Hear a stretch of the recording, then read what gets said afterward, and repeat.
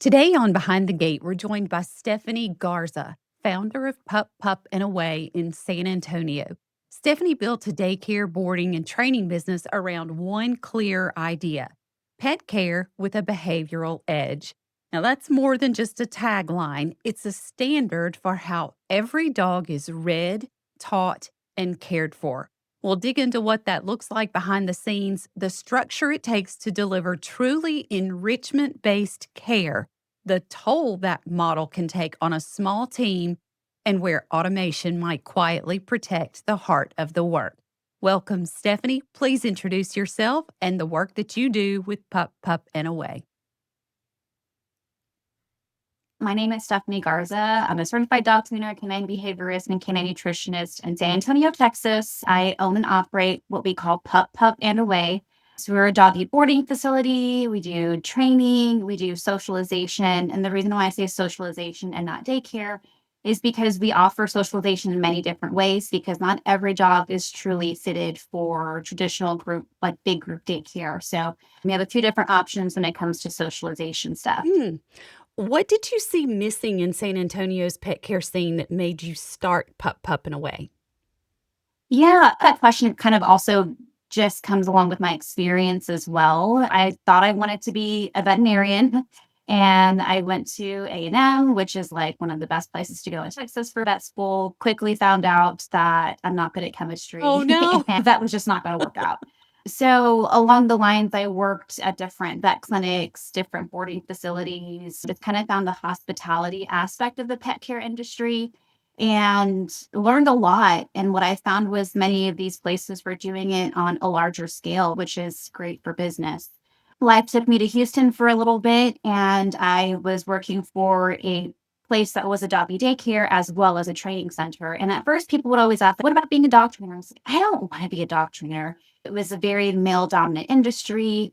Positive reinforcement hadn't really, well, it was still kind of taking off. So it was very, using e-collars and choke chains and just more of the positive punishment, and that just didn't resonate with me. When I started working up in Houston, my boss was a dog trainer and she showed me more of the psychology behind being a dog trainer. And now the industry is very female dominant. So it was through that experience that I learned what we do in business as far as our doggy daycares and our boarding. It doesn't really work for the dogs themselves. There is a very small percentage of dogs who truly can be in those sorts of facilities. Once you really learn about dog selectivity, if they're dog friendly, there's a whole scale that we can kind of look at dogs. And really, only about 20% of the dogs that we evaluate are actually equipped for group daycare. We do our daycare on a smaller scale than some places. We have a strict 12 dog to one person ratio where a lot of other spots are going to have more like 60, 50, 40 dogs per person. And it's kind of more like the Wild Wild West. So we tried to look at things more from the dog's perspective. What are the different parameters in the environment that are going to help that dog thrive? Let's put that dog in the right social settings for them to have a positive experience. So we're not creating negative experiences. Something as simple as a dog being overstimulated can look like the dog is having fun, right? But if you're constantly in a state of overstimulation, what are we doing to that nervous system throughout the day? Daycare is fantastic because it really does feed for the client. I need someone to take care of my dog throughout the day while I'm at work. I need my dog to have some energy expenditure, but we also want to make sure that we're doing it in a way that's healthy for that dog. We're all different. We all have different things that fill our soul, different things that we find fun, different thresholds for stress. Being a behaviorist has really helped me look at, what we do more from the dog's perspective, but of course still have a mind for business as well. Right. A lot of people think that doggy daycare is just about making them tired. It's Exactly. really, that's not what it's just about. I mean, sure, that's a nice side effect, but yeah, you Yeah. say you offer pet care with a behavioral edge. What does that Yes, that's mean? our slogan. We look at everything with the behavior mindset. What is going on with that dog, right? It's not just a room that we throw your dog in with, dogs that are obviously temperament tested and with the same sort of like play style. We're also tossing in group activities throughout the day. So your dog isn't just getting physical exercise, but also mental enrichment. But mental enrichment is really important when it comes to the schedule for our boarding kiddos, the kiddos that are staying with us overnight because their parents are traveling. We're definitely, even in that schedule, we're looking to find different ways that, what's the best time for the dog to get out of the kennel so that way they're not being cooped up all day long, especially if not daycare eligible. What sort of ways can we get that dog good, effective, workout and mental workout without overstimulating them whenever they're boarding with us for quite some time. Even our dogs that are daycare eligible, when they're boarding with us for over a week, we're very careful as to how often we're putting them into Mhm. daycare, even though it's easier for us for them to be in daycare because then we don't have to worry about, doing those walks, doing those playtimes on a one-on-one scale. If that dog was in daycare every single day, 7 days a week, we're burning out that nervous system. We're frying that immune system as well. Everything that we do is trying to take the behavioral aspect of that dog, that mental aspect, the emotional aspect too. And everything that we do is a little bit more customized. And that's one of the reasons why our numbers are so small, is because we want to be able to give all these dogs the exceptions and the expectations and the small fine tuning throughout their pet care to still make them successful in these settings. Mhm. When you look at your early days, what belief or principle hasn't budged, even as you've grown? Every dog needs something different. There's not one telltale something. There isn't one service that's going to match everybody. Everyone's going to need a little bit of something different. Even when it comes to our boarding kiddos, right? A lot of the places that I worked at, it's easier for the staff to feed the food is given by the company. You just tell me how much. To me, that's not ideal for a dog to come in, change diet when they're in a new environment. That's something that can really mess up that immune system, that nervous system. So we require all of our clients to bring their own food. So for us, it's just a matter of every dog get something slightly different depending on what they need. Of course, we have some clients that don't need any tweaks for them. Those clients are fantastic because those are super easy, but we do have the availability to do that again because of my knowledge and my expertise. Even though most of my staff are not dog trainers, that knowledge kind of flows downwards in what I allow for the staff to do, what we don't allow for the staff to do, and the different parameters they can work in Mhm. between. You built a hybrid of daycare, boarding, and training that still feels personal. So, what systems do you have in place that make that possible? So much note taking. Oh my gosh, so much note taking. We have a lot of clients that whenever we're changing anything in far as that pet care is concerned, we number one have to notate it to figure out why are we doing something different. Have enough information to realize that this is a problem that needs a solution. Having great communication with the client so then we start seeing new behaviors happen. We're communicating to them along the way. We do have to implement some sort of change for that dog. It's not coming out of nowhere for that pet parent. They're not like, I've never heard that, Luna gets grumpy when she's coming into Mhm. daycare. We have these report cards, but also just really awesome staff that has great attention to detail. If you don't have attention to detail, I think in this industry, period, but especially in my facility, you're not going to do very well because you're my eyes and ears, right? I cannot be out there with everybody every single moment. So my staff has to know what that dog's baseline is as far as their temperament, their personality, their play style. And when things start to get a little bit different or weird with them, having that communication come up through management, sometimes it's eventually hitting me. And also just being able to really define all those things in notes so that way we're all aware of what's going on. My managers are super awesome too because, I have about 22 employees. So if all of their notes were to be brought up to me, I would have a hard time going through all that delegating. So a lot of that gets caught by my department managers. They know how I would handle those things. They're handling some stuff and things are serious enough or they need a little bit of help and that comes to me. So really just having great staff trained well enough, having great managers, and of course just those note takings because sometimes we'll have clients that we haven't seen in a year and they come back, especially if it's a daycare client. Has their temperament changed since you've been in daycare? Have you been going to another daycare, which is fine? But if you haven't, now you're resting your socialization skills. So maybe you just walking right into daycare is not going to be the best Mhm. option for you. So just really kind of knowing a lot of things about the pet while they're in our care, while they're not in our care is still very important. And that we have those notes, not only to remind ourselves, because I can't remember what I had for breakfast Do sometimes. you use technology for note taking? So there is a system called Ginger that we use. It's a platform specifically for facilities like Hmm. mine. Every pet has their profile. We can put a lot of notes in there. So all the notes are kept in that client's profile. We also send out digital report cards at the end of every single day. Those are also notes that we have. We're like, hey, last time Sully was here, he boarded, there was something going on with him. We can go back into those report cards and Mm. look. What is something that outsiders misunderstand about your enrichment based care and the demands required for that? That is a great question. I think that people don't understand that because we're giving individual in some ways, right? Some things are still mass. We all have the same enrichment things that we're doing for the same dogs every 2 weeks. We still have 40 or 50 dogs in our care. Sometimes the spine intricacies can be a little bit funky. For example, on our daycare floor, all of my staff is required to carry treat pouches because we want to build one, positive associations with the staff and building up that engagement. But number two, whenever those dogs are doing something that we like, we want to be able to reinforce that and reward it. Treats are usually the easiest thing for us to Mhm. do.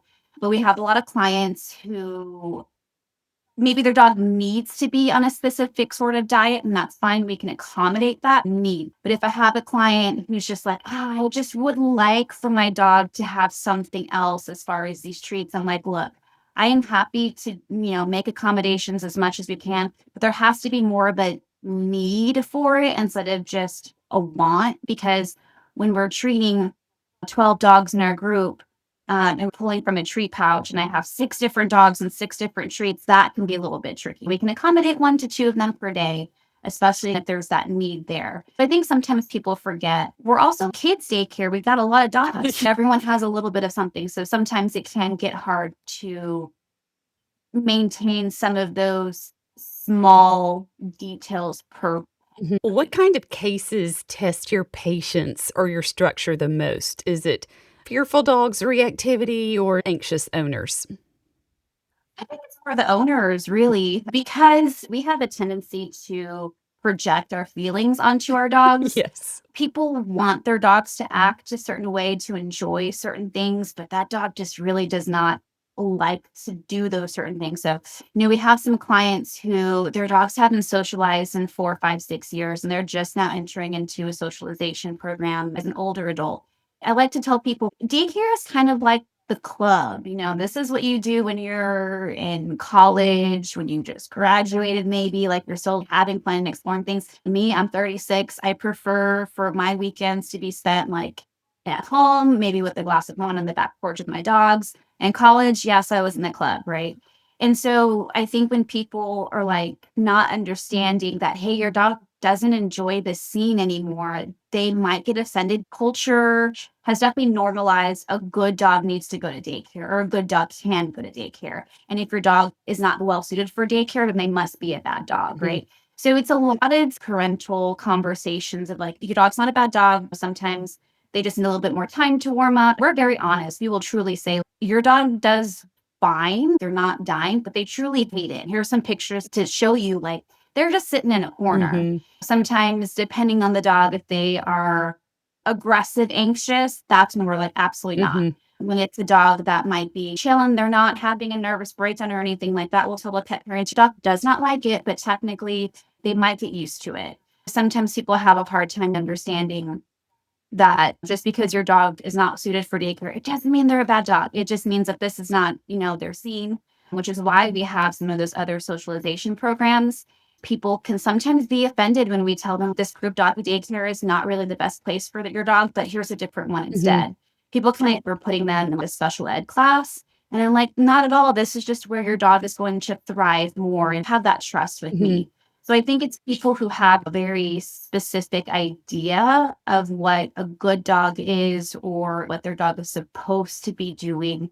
Because, I mean, there's a whole spectrum of number one, their temperaments, and number two, what sort of services we can Mhm. offer. What are some of your alternate programs for dogs that aren't a good fit for social play? Yeah, the biggest one that we have is what we call our tailored play, emphasis on the tail, our tailored play program.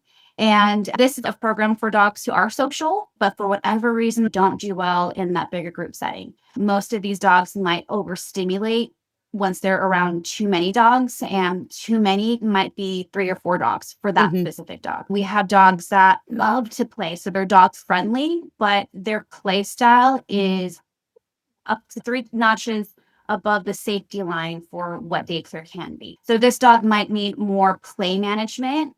This dog might need a person specifically watching that dog, helping them make better choices. And that cannot be provided in a daycare setting because that one person is also taking care of other dogs, Hmm. right?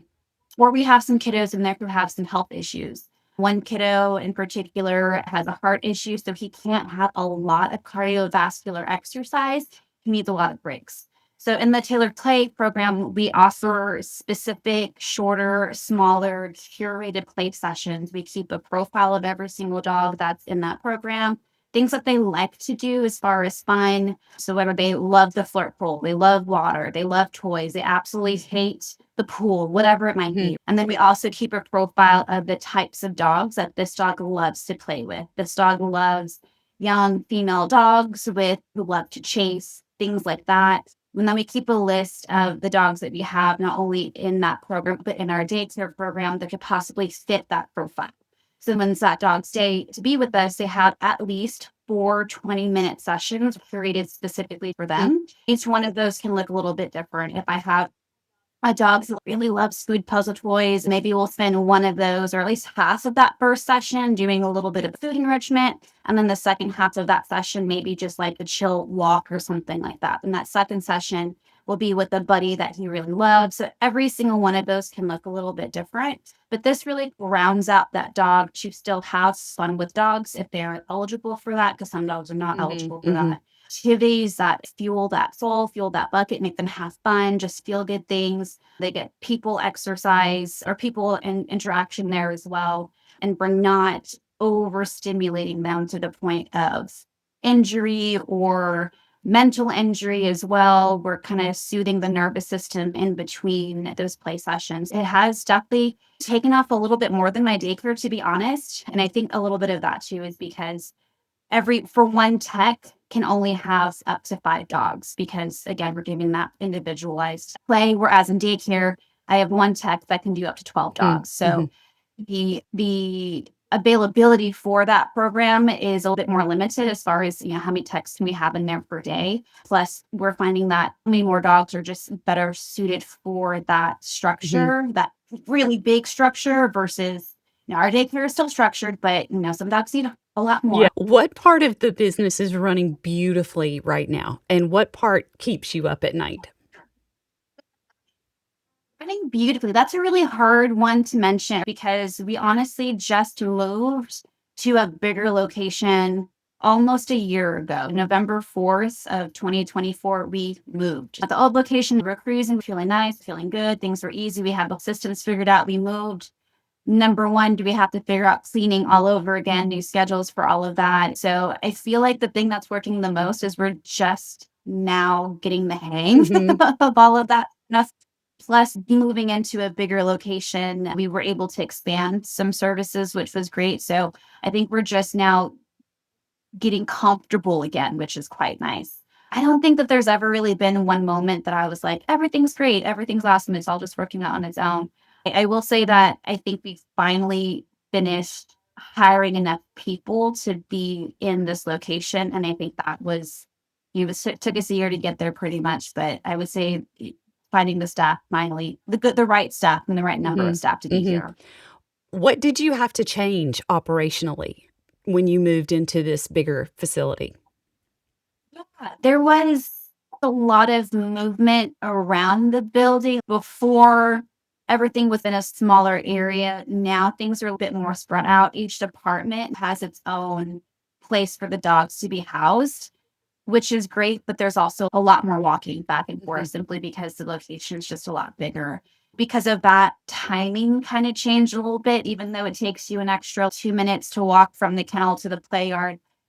after every single dog, those 2 minutes, they add Yeah. up. So now they got to relook at the time management of the whole day. The dog still has to be close with you and engaged as you're moving from point A to point B.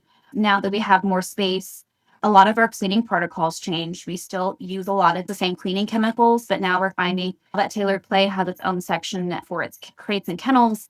The kennel tech staff can't just easily clean that whole area by themselves. So the daycare techs also now have their own cleaning stuff that they're supposed to Mhm. do. So it's just kind of a lot like they're little things, but they add up in such a way that the workflow of the day just really Mhm. changed. Have there been moments when you thought, "Okay, we cannot keep scaling in this way. We're gonna have to make some serious changes?" Not really, because we were always trying to catch up to the need. It wasn't a matter of we can't scale fast enough or we're having a hard time scaling. It was really just a matter of adapting really quickly and then just not opening up more services, more spots per day until we were ready for that. And honestly, the biggest thing there was just employees. We lost quite a few, or not quite a few, we lost a couple in the move. In this industry, there's rapid turnover. Sometimes I sit pretty with the same staff for quite a few months, which I'm proud we've been able to hit a few times. And then this past year was just a lot of turnover, figuring out what the right sort of person was to be in this environment that we're having to adapt to. I've been here since the company started, but even like my most senior department managers, like they're having to adapt. So to bring in a new person who is adapting and learning at the same time was a little bit tricky. So I wouldn't say there was like a specific time. It was more of a survival mode for a little bit, which I assumed was going to happen. I guess I was just mentally prepared for it. Mhm. You've built a business that depends on human energy and empathy. How do you keep your team from burning out? That's a great question. Number one, trying to keep the right amount of staff, which can be super tricky, especially because a lot of these things are very seasonal. But luckily, when one service starts to increase, often we see a decrease in the other. For example, as we're entering into the holiday season, we're going to see an increase in boarding numbers. We're going to see a decrease in our training numbers. And so the fact that we have one multiple services that can kind of teeter totter. Number two, having the right number of staff, especially in the summers. In the summer, staff wants to take off to go on vacation. So having the right amount of staff to then offset, okay, when 3 people are gone for vacation, we still have enough people so that way no one's burning out. A lot of it really is the work itself. I have an amazing staff and also my poor staff. This industry is hard work. It's a lot of manual labor. Me being a small business, I can't pay as much as some of the bigger corporate facilities can. I tell people how I offset that is through education. I try to invest in the employees that are doing this as a career path. Of course, I have some employees that are, this is just a job for them while they're in college, and that's totally fine. I do have some staff that want to make a career out of being in the pet care industry. I'm here to be a mentor for my staff as well. I think just having that engagement with the staff. I've worked in places where I knew my boss and had a relationship with my boss, and those are my favorite jobs. I also worked in places where it was so corporate that I didn't know who my owner was. I think my passion and energy is what feeds the staff, but also the pure passion because working with dogs, working with animals, period. But of course, what we do is dogs, passion that goes into it. And there's a lot that just feeds your soul. Mhm. A lot of my staff want to be there for the dogs, Mhm. right? That's the best part of the job. Even though sometimes it's hard to take care of some of them, the staff loves going the extra mile for those dogs to be the team that, hey, no, that dog was not allowed to be at 2 other facilities, but guess what? We know how to handle that dog. We can make those accommodations in a safe way. And I think that really feeds the fire for a lot of my staff. Yeah, that's a wonderful feeling to see one that's been kicked out of so many places, they can finally Yeah. succeed. Yes. What Yeah. is one repetitive process you wish could just happen automatically without losing the personal touch? Oh man, just a lot of the admin stuff. We do those end of the day report cards. Every dog that's been at our facility that day gets a digital report card with comments of how that dog did. Because we don't have camera. We have cameras at our facility, but they're not open to Mhm. clients. I worked at places where it was open to clients, and it was a Mhm. nightmare to deal with those phone calls, even though there was nothing going on. We love our pets. We love our dogs so much. I would be that person that's watching the camera every single day. and calling, hey, what's going on with my dog? But those report cards are a huge labor of love because not only are there comments about who your dog played with, what they did, were there any behaviors, what that weren't working for that dog today, what were the different management techniques that we did for that dog to help them succeed? Did those management techniques work? Are we going to have to consider other things later? But there's also pictures and videos in there so that way the pet parent can really get a gauge and a feel of how their dog did. And that is a huge labor of love. Pretty much almost every single one of our Google reviews will mention those report cards. So the clients love them. They take time to do. The staff in the morning session before they leave for lunch or their shift, those report cards have to get done. So each member, especially if you're in daycare, you're doing up to 12 report cards. And then management later on goes and we quality control those report cards. You want to make sure that grammar is good. We want to make sure that attention to detail. So we have a lot of dogs with like gender neutral names. Our attention to detail is you have to be calling that dog she or he correctly. We don't use they and just use a general unless the pet parent has told us like we prefer gender neutral, but I honestly don't have any client that has done that for their dog. And then, just making sure the comments that were written, especially if we're having problematic behaviors throughout that day, was it constructive, right? Sometimes it can get a little frustrating for the daycare tech to deal with that one dog humping all day long. So we're making sure that that frustration did not come out in that report card, but that we were so eloquent in just, talking about what the behavior was, why that behavior is not acceptable, what are the different things that we did in a way that the pet parent doesn't feel ashamed or Mhm. embarrassed. Having a dog is a very emotional thing. I would definitely say our report cards is that one thing that I wish could happen a little bit easier without losing that personal Mhm. touch. Well, how are they doing it now? Are they, like, outside or in your play area with a notepad, and they're taking notes on each dog, and then they go in and log it all into Ginger? Is that how you're doing it? Yeah, it's kind of a little bit of both. So throughout the morning, they're taking the pictures and the videos, still maintaining the safe play. So we tell everyone, as long as things are quiet and cool, pull out your camera, take those pictures, take those videos. And then if they have anything really quick that they have to jot down, they're more than welcome to jot that down in their notepad on their app or phone. Our play session in the morning, so we open up at 7, play group starts at 7 as dogs get dropped off. We require all dogs to be there by 9 because number one, it gives us enough time to get that media and everything for the dogs. But also if we have a dog dropping off at like 9:30 and we just spent the past 2.5 hours getting the group settled. Play group runs until 10:50. At 10:50, we put all the dogs down, either a crate in a kennel. They have a 2-hour long nap. And if the parents brought lunch, they get lunch. So the staff then at about 11, they're going inside and on that Ginger program that I was talking about a little bit earlier, they can either access that on their phones or they can access it on their laptop and they just sit there, write the 4, 5, 6 sentences for that dog's comments. And they're uploading that media. Ideally, they should be done at about noon because that is either when their shift is over or when they're clocking out for lunch if they have a double. Mhm. So it's more of a sit down time so that way we're not taking too much attention off the Okay. dogs. They have 2 hours that the dogs are resting to get all of the notes and the report cards done. Gotcha. Yes, yes. If you could wave a magic wand and get clarity on one part of the business, like client communication, training data, staff work hours, what would it be? Stock trading. We use a company called Path Pro, and they put together really great videos as far as like stock trading goes, as like, what is great group management, different things like that. But we still have a lot of our stuff that obviously what they taught is more broad and general, and it's not very detailed what we specifically do. Plus, there's a lot of cleaning things that we have to teach the staff to do. There's a lot of cleaning when it comes to this job. And finding the right way, just having all your standard operating procedures written down, formatted the right way. And then when something changes, I just wish that if we decide, hey, we're actually going to mop on Wednesdays instead of Tuesdays with this specific chemical, all the documentation would just magically change because there's a lot of different documents that I have to pull that say, okay, now on this day, we're no longer mopping with Zapsip, but we're going to mop with Biocide instead. Here's the back end of staff training the staff one-on-one and in person is fun, Mhm. but having the right manual to do it. I created this crazy cheat sheet. Anytime we have a new person, my admin manager gives me all of their training dates, day of the week, number of shifts, how many AMs they're doing, how many PM shifts they're doing. And I have this plug and play of, okay, on your first day, these are the cleaning things that you're working on. These are the daycare tasks that you're being trained on. It's a very specific plug and play. We have a lot of literature that I've made up myself.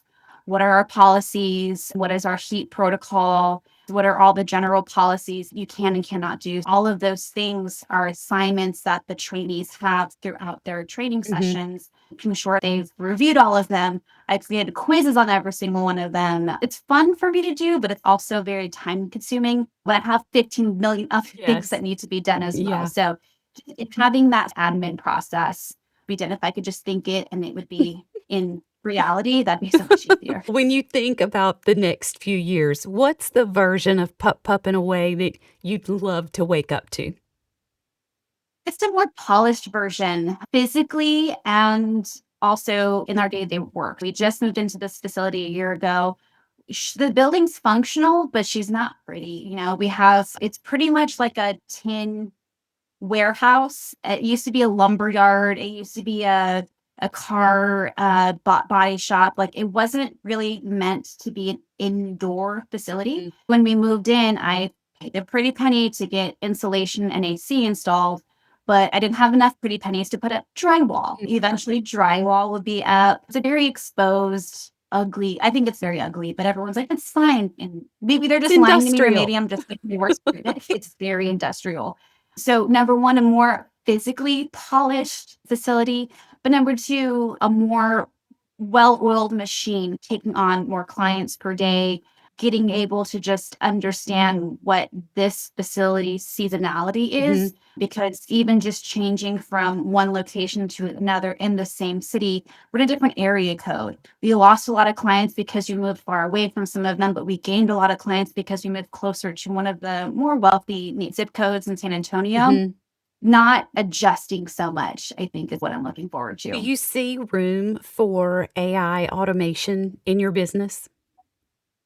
I absolutely think so. I use a little bit of it now for my podcast. It helps me create some talking points. We do a lot of events. We just had our Halloween fest this past weekend. ChatGPT helps me put together, my email templates to vendors. It helps me create very fun events, like things to do during the event. In May, we had our prom, and ChatGPT was like, "Oh, it'd be so cute if we had like a corsage making station." And I was like, "Oh my gosh, that's genius. Yes, absolutely." So we already use AI in some sort of way. As far as behavioral wise, maybe that's just my ego talking about, like, of course, I'm good at what I do. A computer can't do it because there's a lot of intricacies that go into behavior that you have to have your eyes on to dissect, diagnose, and work through. But with AI now, you can upload a video. So who knows? Maybe AI will be taking over the industry a little bit more. But I'm open to it because I love the idea of working smarter and not harder. Right, right. This has been great. Thank you so much. Where can people Thank find you. you or follow what you're doing next? If you want to know more about Pup Pup and Away and what we do, we are on Instagram, Facebook, and TikTok at Pup Pup and Away SA for San Antonio. If you're interested more in like nutrition content, the more funsy stuff, more holistic pet care stuff, which we didn't really talk about today, but that can also be found on Facebook, no, not Facebook, Instagram and TikTok at Steph, the Pro Dog Mom. If you are in San Antonio or not, we do a lot of trainings virtually as well. Our website is puppupandawaysa.com. Perfect. Thank you so much, Stephanie. I really enjoyed our time together. My pleasure, Kira. Thank you so much. Thanks for listening to Behind the Gate, where we get real about what it takes to run and sustain a pet business today. If you found this conversation helpful, share it with someone else in the industry who might need it. And you can watch every episode on our YouTube channel. And if you're ready to make your own business a little lighter and a lot more efficient, you can learn more about what we do at vellum-agency.com. See you next time.